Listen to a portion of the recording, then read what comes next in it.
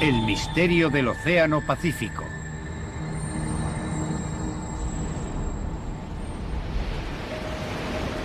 ...8 de septiembre de 1980...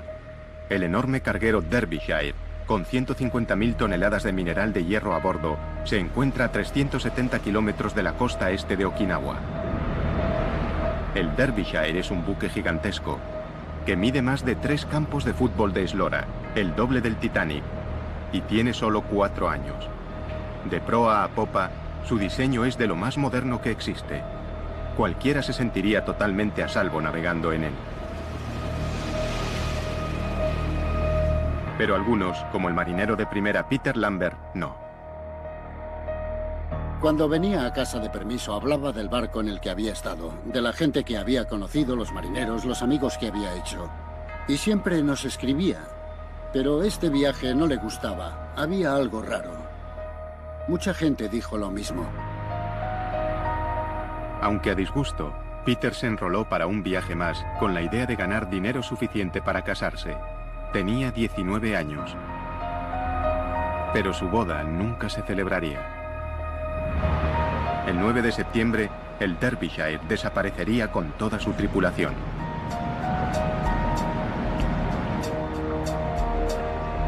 Era el barco británico más grande que se hubiera perdido nunca en el mar, y nadie se explicaba cómo.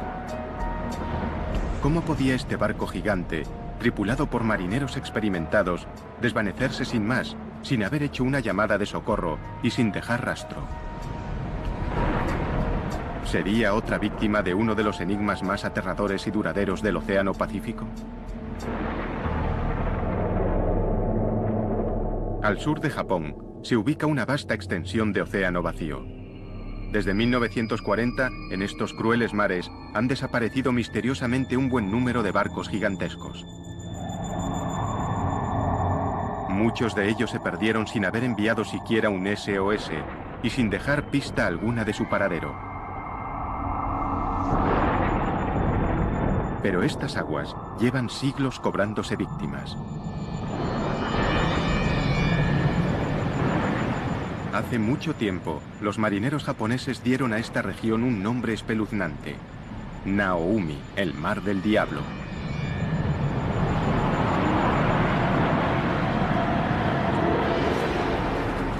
Las leyendas japonesas hablaban de fuerzas desconocidas que vencían a los buques más fuertes y de grandes monstruos marinos que arrastraban a sus marineros a la muerte.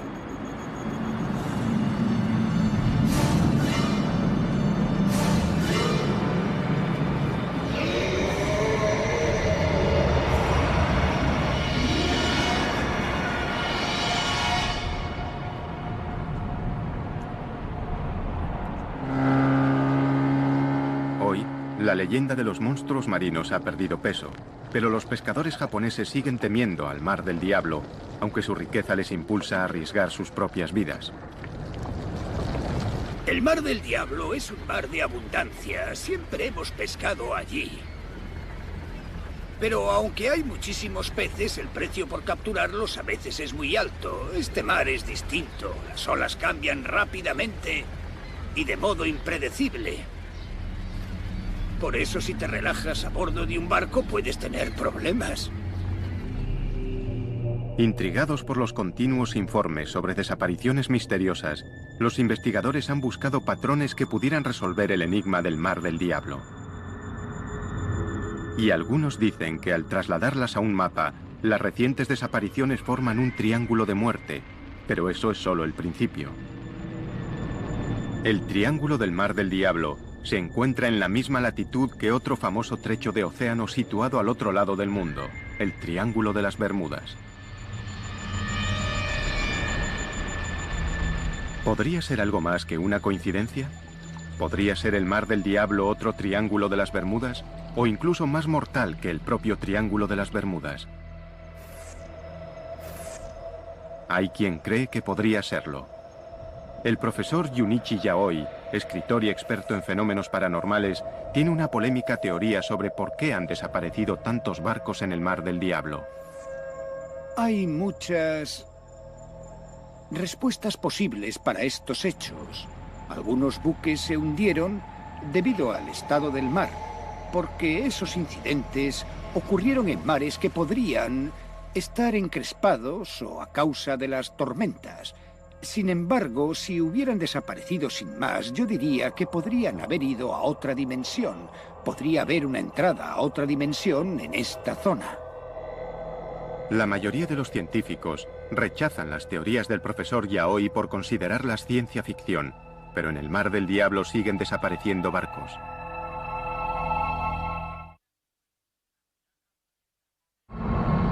Enero de 2002. El MV Linji, un carguero chino con 19 hombres a bordo, no llega a su destino en el puerto japonés de Kagoshima.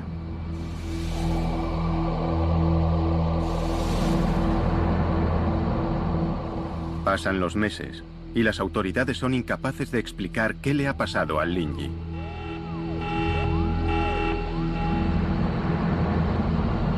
Desapareció sin haber realizado una sola llamada de socorro y sin dejar rastro alguno.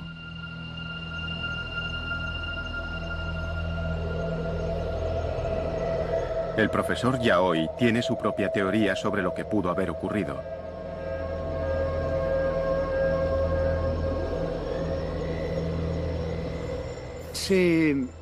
Lo explicaré con un ejemplo muy sencillo.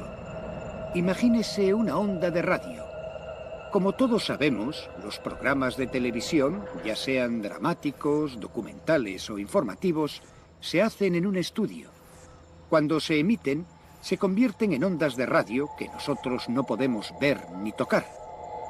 Lo que quiero decir es que quizás la dimensión diferente está aquí, en el lugar en que vivimos, pero nosotros no podemos verla ni tocarla.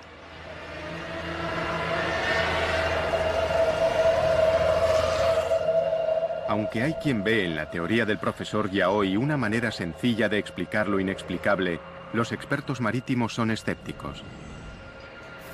Yo soy escéptico, probablemente muy escéptico ante cosas de este tipo. David Mearns es un buscador de naufragios con un historial impresionante de localización de buques perdidos y una actitud pragmática ante lo paranormal. La gente me contrata para que encuentre respuestas desde el punto de vista científico y técnico. Por eso, si de pronto dijera... no puedo explicarlo. Debe de ser por el Triángulo de las Bermudas o por el Triángulo del Pacífico. No creo que volviera a tener nunca alguna credibilidad. En 1994, David y su equipo acometieron uno de sus mayores retos hasta la fecha: resolver el misterio del buque perdido Derbyshire. Sería una misión muy exigente incluso para un experto como él.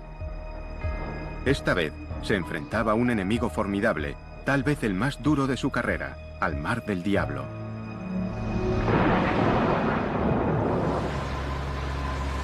Los miembros del Escuadrón 47 saben lo difícil que es encontrar algo en la monotonía de este océano. Los ojos de la Armada de los Estados Unidos en el cielo se encargan de la guerra antisubmarina, la vigilancia y las operaciones de búsqueda y rescate. No hay ningún lugar de la región al que no podamos ir en un periodo razonable de tiempo. Siempre tenemos un avión preparado para salir en 1 hora. Siempre está disponible para cualquier tipo de misión de búsqueda y rescate, de actividad de piratería o cualquier otra cosa. La Patrulla 47 está en su puesto lo más rápido posible. Los aviadores conocen la región como la palma de su mano, pero ni siquiera ellos pueden explicar lo que han experimentado en este mar. Hay historias, rumores sobre cosas extrañas que les han ocurrido a los aparatos, pero también notamos cosas que a veces no quedan registradas. Por ejemplo, oímos algo que suena raro, volvemos atrás, ponemos la grabación y no está. Hay muchas historias sobre cinturones que se desabrochan y trampillas que se abren y cierran solas en zonas diferentes por las que volamos. En un trabajo tan peligroso y especializado como este, hay que estar prevenido. Los hombres y mujeres que vuelan por estos cielos hostiles saben que no son solo barcos los que desaparecen. Los cielos del Mar del Diablo se han cobrado su cuota de aviones. Y hay una desaparición misteriosa que obsesiona sobre todas las demás a las tripulaciones que sobrevuelan esta zona a diario. 22 de marzo de 1957, 4:48 de la mañana. Un avión de transporte Stratofighter C-97 de las Fuerzas Aéreas de los Estados Unidos despega de la isla Wake hacia el Aeropuerto Internacional de Tokio con 67 militares a bordo.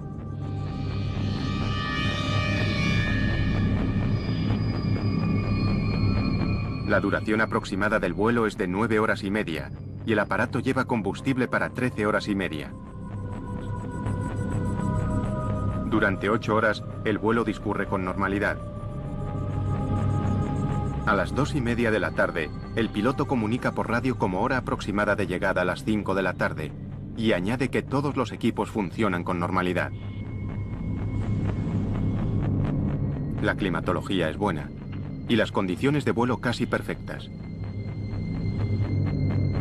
1 hora y 15 minutos después, el piloto comunica por radio que está a 320 kilómetros de Tokio. Los controladores aéreos esperan la llegada del aparato en un plazo de 2 horas. Pero el C-97 nunca tomó tierra en el aeropuerto.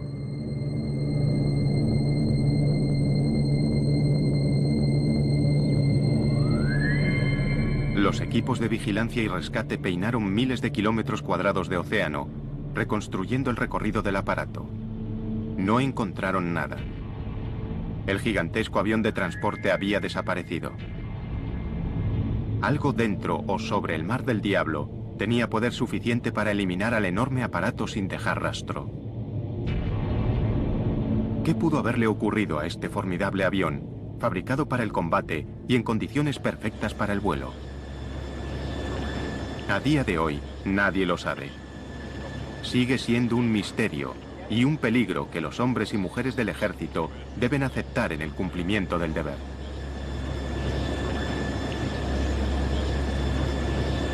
El Mar del Diablo oculta bien sus secretos, pero las expediciones osadas y la investigación innovadora están empezando a producir respuestas sorprendentes a viejas preguntas. Al igual que en el Triángulo de las Bermudas, nada es nunca lo que parece en el Mar del Diablo.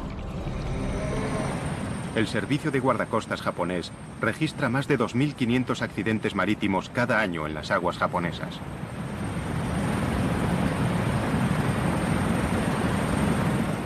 Estas aguas mortales son inmensas e implacables.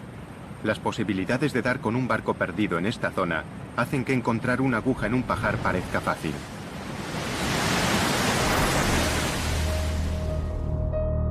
Por eso, 14 años después de que el buque gigante Derbyshire desapareciera sin dejar rastro en el Mar del Diablo, casi todos creían que nunca sería encontrado. El informe oficial culpó a las fuerzas de la naturaleza y el caso se cerró.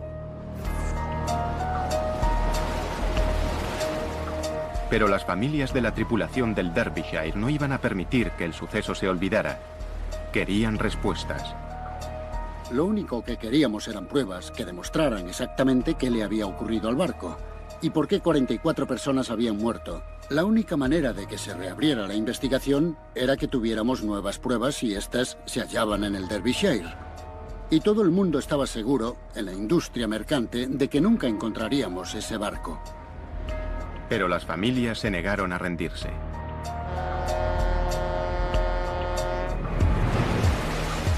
En julio de 1994, una expedición dirigida por David Mearns de Oceaneering Technologies ponía rumbo hacia el Mar del Diablo con la esperanza de solucionar el caso. El equipo se apoyaba en una débil pista. En la época del hundimiento del Derbyshire, los aviones de búsqueda y rescate informaron de una mancha de combustible no muy lejos de la última posición conocida del barco. Nadie había utilizado el petróleo como pista inicial para salir a buscar el barco. Había cierta incertidumbre en aquella época sobre lo grande que podía ser el área. ¿Estaría el petróleo directamente sobre el barco o lo habría arrastrado la corriente 15 kilómetros, 100 kilómetros, 150 kilómetros? Nadie lo sabía. Pero mi corazonada era que se trataba de una señal excelente que nos llevaría hasta los restos del Derbyshire. Solo con esta pista, David Mearns y su equipo intentarían lograr lo imposible: encontrar el Derbyshire y poner fin al misterio. Una cosa era organizar la búsqueda, pero en este vasto y violento océano, las probabilidades de encontrar el Derbyshire eran mínimas. El lecho del océano está a kilómetros de profundidad, y aunque el Derbyshire estuviera allí abajo, su estado de conservación 14 años después de su desaparición era impredecible. Con casi todo en contra, el equipo de la expedición depositó su fe en un dispositivo moderno, el sonar de barrido lateral.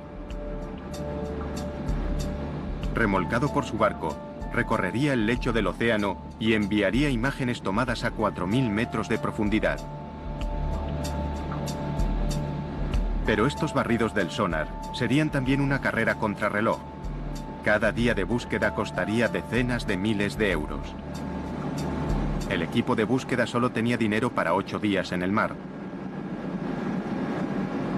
El sonar de barrido lateral remolcable descendió al lecho del Mar del Diablo y comenzó a transmitir imágenes extrañas desde el fondo del océano. Para un profano, no eran más que un revoltijo de formas y sombras, pero a David Mearns algo le llamó la atención. Sí, fíjate en esta altura. Al final de aquella línea empezamos a ver algunas cosas que parecían un poco sospechosas. Y cuando pasamos a la siguiente línea, vimos aún más indicios y finalmente en la tercera línea nos encontramos con algo que era un volumen grande, denso, de material duro, pero no podíamos saber si era una roca o restos del buque. Mira eso.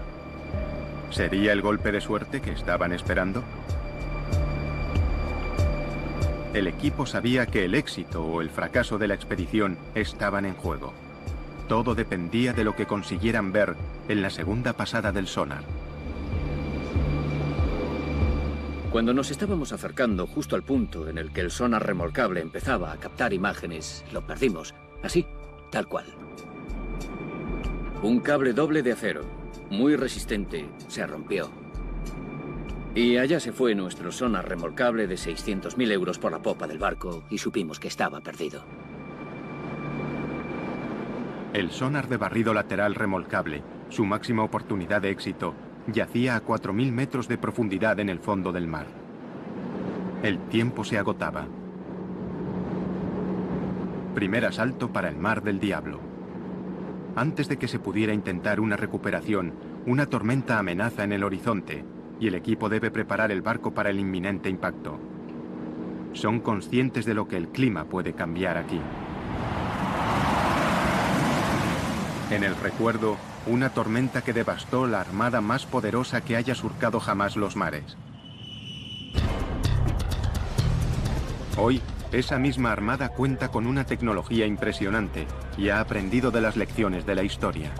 ¿Pero estarán destinados estos marineros a enfrentarse una vez más a la furia del Mar del Diablo?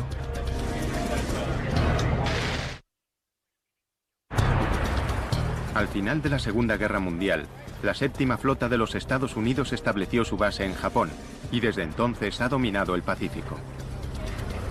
La séptima flota navega por aguas japonesas sin miedo, al menos a ningún enemigo humano. Pero estos marineros saben que si bajan la guardia, el Mar del Diablo puede jugársela en un abrir y cerrar de ojos. Muchas veces disfrutas de vientos favorables y de mareas en calma. Mejor imposible. Miras el horizonte, hay una brisa agradable, el sol brilla y te dices que si no estuvieras en la marina te estarías bronceando. Pero unas horas después, sin más, es como si se desencadenaran 1000 demonios. Así que nunca sabes qué va a pasar. Para sobrevivir en el Mar del Diablo, hay que estar preparados para lo que sea. En esta peligrosa región, lo más importante no son los pilotos de los cazas, sino un puñado de meteorólogos que escudriñan el mar y el cielo en busca de alguna señal de problemas. Estos hombres no contemplan el equivocarse. El más mínimo error podría ponerles en la senda del peligro, y sobre sus buques caería el clima más mortífero que pueda generar el planeta. Parece increíble que estos poderosos buques de guerra, construidos para repeler a los peores enemigos, puedan ser tan vulnerables a los embates de la naturaleza. Pero el Mar del Diablo ya ha demostrado lo que puede hacerles. Es una tragedia que aún atormenta a la Armada. Diciembre de 1944. La Segunda Guerra Mundial ruge en el Pacífico. Los escuadrones suicidas de los kamikazes japoneses son el enemigo más temido. Pero el terror que inspiran está a punto de ser superado. El Destacamento 38, un grupo de buques de combate de la Armada de los Estados Unidos, bombardea las posiciones japonesas en Filipinas, preparando el camino para el desembarco de MacArthur en la playa.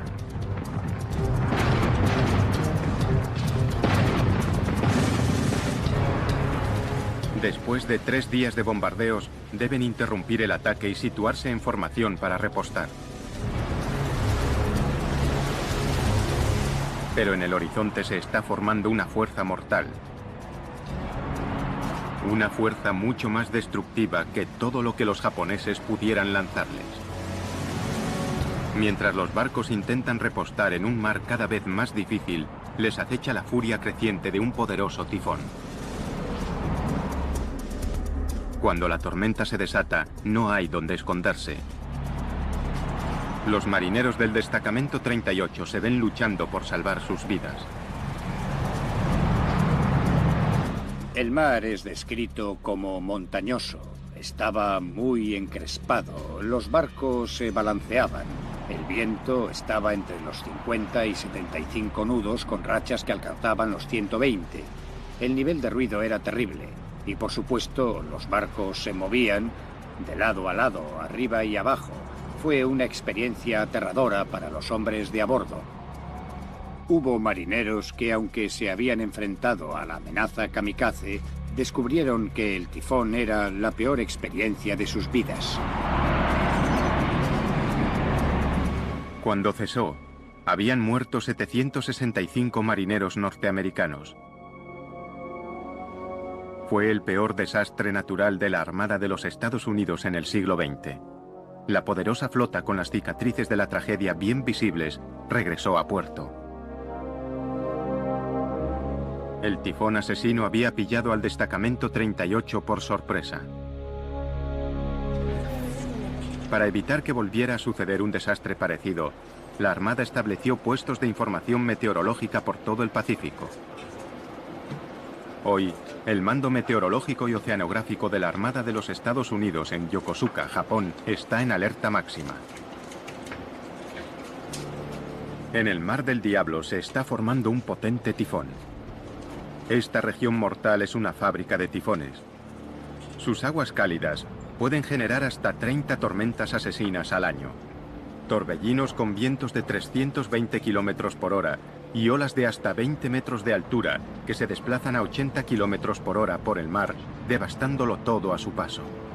El oleaje asociado con la tormenta ahora mismo es de unos 9 metros. Por eso estamos alejando a los barcos de la zona. Estamos alejando a los barcos de la costa de China y esperamos que se mantengan vientos de 80 nudos con rachas de 105 desplazándose al oeste.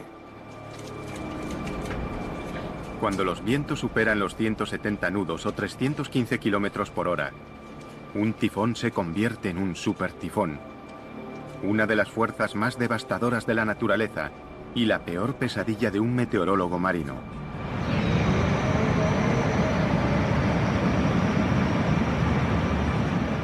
En un supertifón puede haber olas que superen bien los 10 metros y mucho mayores de lo que querrías encontrarte con un barco. Capaces de hundir barcos, hacerlos encallar, destruir instalaciones portuarias y casas en las islas y devastar absolutamente todo lo que se encuentran. Un viento de 170 nudos derrumbaría muros de hormigón y estructuras permanentes. La labor de un meteorólogo naval consiste en asegurarse de que si un monstruo meteorológico como este agita los mares, no se encuentre nunca con un buque de la Armada de los Estados Unidos. Si están lo suficientemente cerca de tierra, pueden capear el temporal en la seguridad relativa de un puerto, pero los buques que están muy lejos de la costa no tienen otra opción que afrontar la tormenta. Muchos de los barcos perdidos en el Mar del Diablo han desaparecido durante los peores meses de invierno, cuando las tormentas son más frecuentes y mortales. Pero estos son buques gigantes, pensados para resistir las peores condiciones. Un tifón solo no podría hundirlos. Cuando el gigantesco carguero Derbyshire puso rumbo hacia el Mar del Diablo, era septiembre de 1980, la peor época en la estación de los tifones. A las 10:19 de la mañana del 9 de septiembre, el capitán informó de que el Derbyshire estaba luchando contra vientos de 110 km por hora y olas de 10 metros.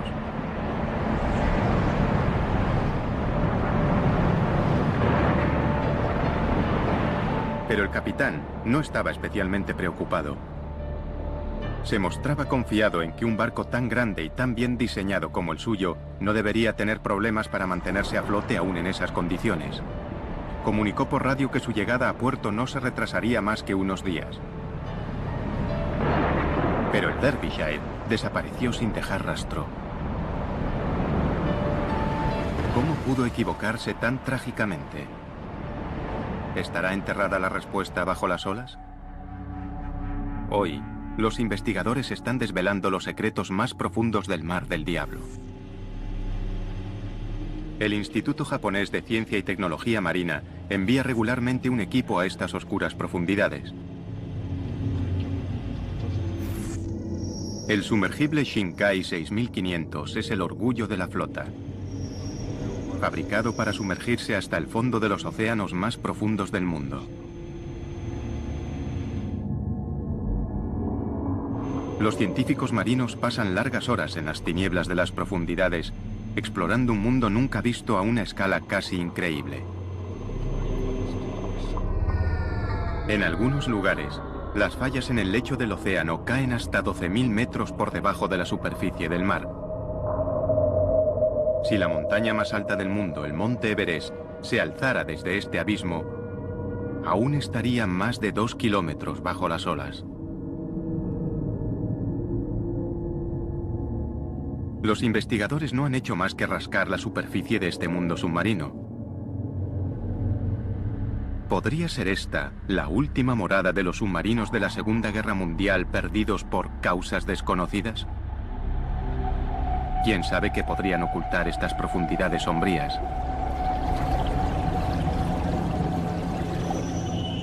Se ha sugerido incluso la existencia de una fuerza extraterrestre que acecha bajo el Mar del Diablo.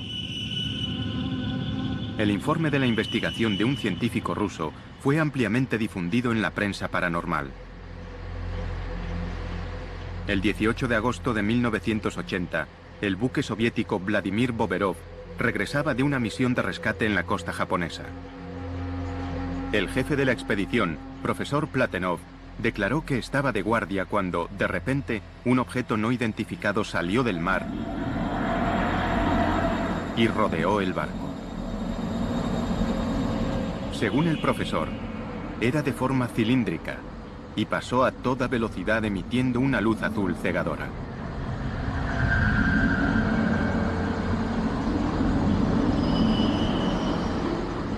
El profesor declaró que aquel extraño aparato no se parecía a nada de este mundo. El objeto dio vueltas alrededor del barco durante varios minutos y se volvió a sumergir en el océano tan rápidamente como había aparecido. A lo largo de los años, se habían contado historias similares que habían acrecentado la leyenda del Mar del Diablo. Pero hay otra explicación para los objetos extraños que salen del agua. Los científicos japoneses rechazan la idea de una fuerza extraterrestre submarina. Para ser sincero, casi todos los fenómenos son explicables con los conocimientos de que disponemos, aunque nunca he visto un fenómeno tan extraño. ¿Qué fuerza natural puede enviar objetos hacia una superficie que está a kilómetros de distancia? Una posible respuesta se halla en el abismo occidental del Mar del Diablo, donde el núcleo fundido de la Tierra amenaza con salir a través de la frágil corteza.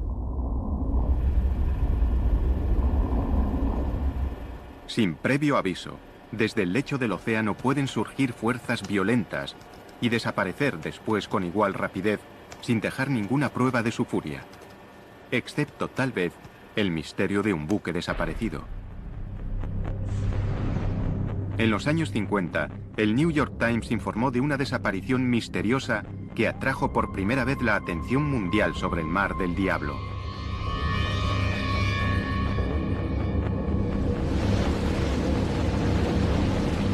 ...23 de septiembre de 1952... el Kayu Maru 5... un buque de investigación de los guardacostas japoneses con 31 personas a bordo se dirige hacia el arrecife Myojin, en el Mar del Diablo, para estudiar una extraña actividad submarina. Dada la buena marcha que llevan, la tripulación espera llegar al arrecife en menos de un día.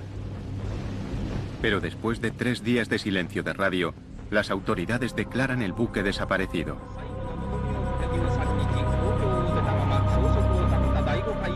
Los buques que se encuentran en la zona acuden a buscar supervivientes. Ningún tripulante del Kaiju Maru aparecería.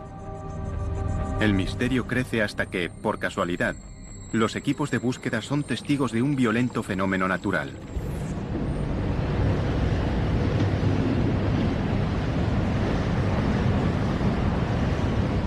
Si la erupción hubiera ocurrido súbitamente bajo el Kaiju Maru, el buque se habría hundido de inmediato, sin tiempo siquiera para emitir una señal de socorro.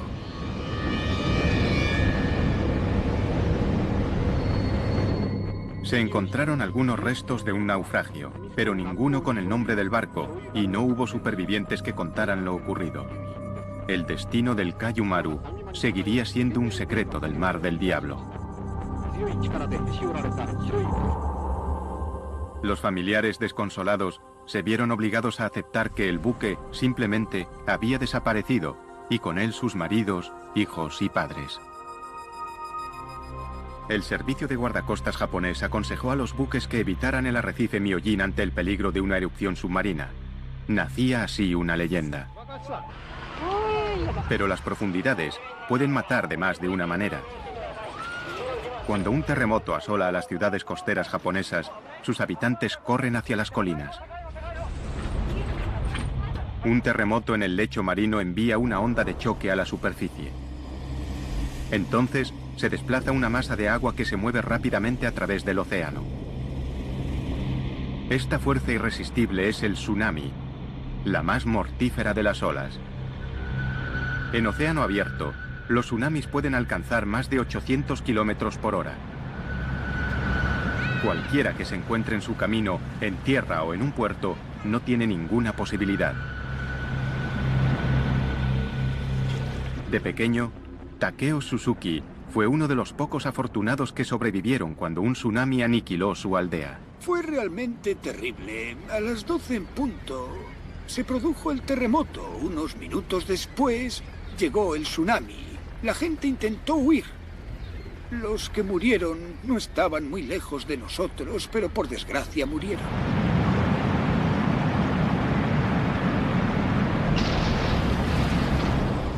A lo largo de la historia, los tsunamis se han cobrado las vidas de cientos de miles de personas.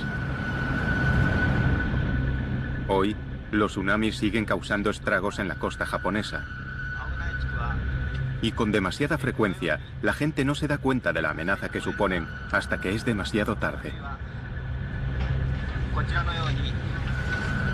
Nadie conoce mejor la impresionante fuerza de un tsunami que Chip McCready, del Centro de Advertencia de Tsunamis del Pacífico. Un tsunami incluso de 3 metros es muy devastador, porque el nivel del mar se eleva a 3 metros y se queda a esa altura durante 5 minutos, 10 minutos, 15 minutos, y durante ese periodo de tiempo llega mucha agua a la orilla y a gran velocidad. Esto no solo produce inundaciones, sino que la fuerza del agua derriba cosas y arrastra escombros que a su vez se convierten en arietes. Algunos expertos han sugerido que estas olas monstruosas podrían ser las responsables de la desaparición de buques en el Mar del Diablo. Pero quienes mejor conocen los tsunamis afirman que es poco probable.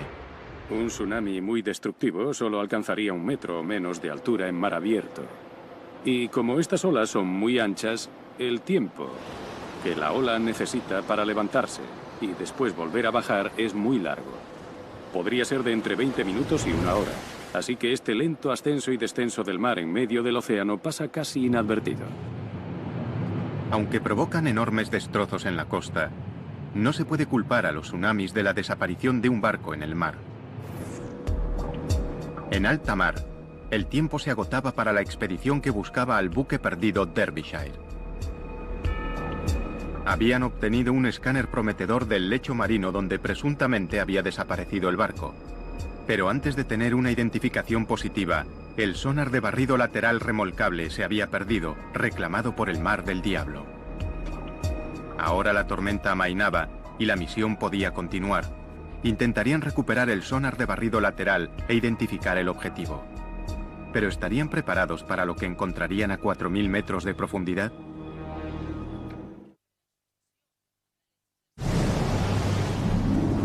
Nada está a salvo en el Mar del Diablo, considerado por algunos el Triángulo de las Bermudas del Pacífico. Los barcos desaparecen de la superficie, los submarinos se sumergen hacia su perdición, los aviones se desvanecen en los cielos. Algunos culpan a fuerzas artificiales, otros a fuerzas naturales. Pero sin duda, se trata de una de las zonas más peligrosas y misteriosas de todos los océanos del planeta. Y una pieza del rompecabezas estaba resultando esquiva hasta la frustración.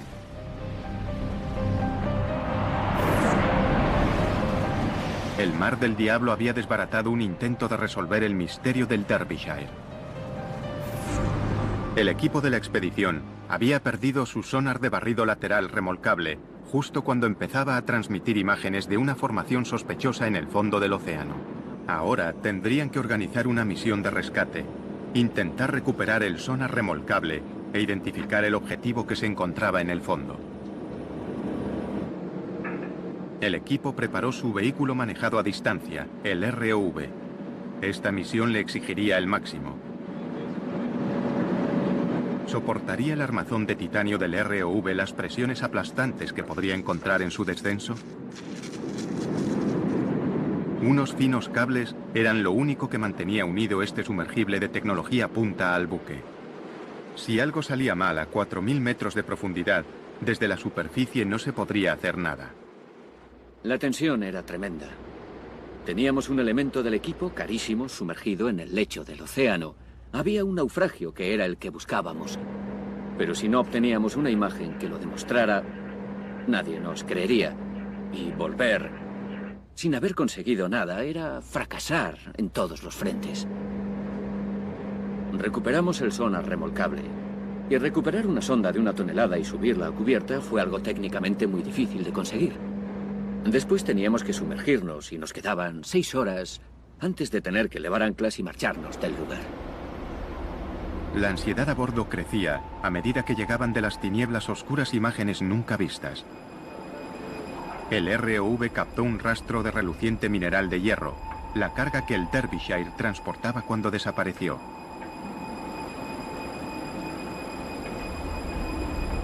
El metal retorcido confirmaba que el objetivo era un naufragio. Y entonces, el momento que todos esperaban.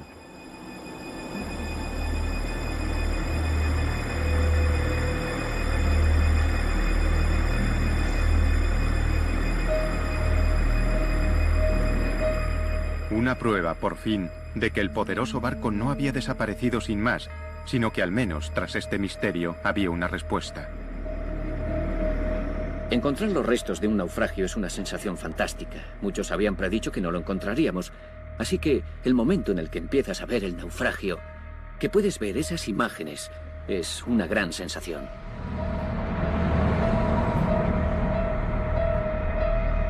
Para Paul Lambert, de la Asociación de Familiares del Derbyshire, la noticia supuso un alivio y una repentina y demoledora sensación de pérdida. Muchas familias, en el fondo, no habían aceptado que el Derbyshire se había hundido. Porque hay un montón de islas desiertas en la zona y algunos familiares creían que sus maridos o sus hijos estarían en una isla desierta. Recordamos a aquellos que perdieron la vida en el mar, navegando en el buque mercante Derbyshire. Cuando el barco apareció, les arrebatamos esa idea. Y hubo muchas emociones enfrentadas. La realidad, de repente, de que tu ser querido no va a volver a casa. Aunque hayan pasado 14 años desde que se hundiera el barco, aún se aferraban a eso. Jeffrey Victor Underhill.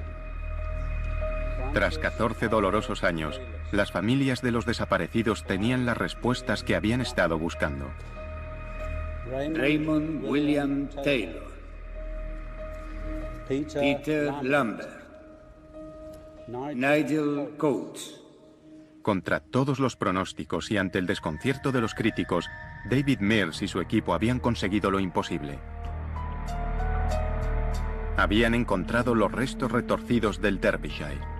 Pero la pregunta seguía ahí. ¿Qué acontecimiento catastrófico podía haberlo enviado al fondo del mar? Los hallazgos de la expedición ayudaron a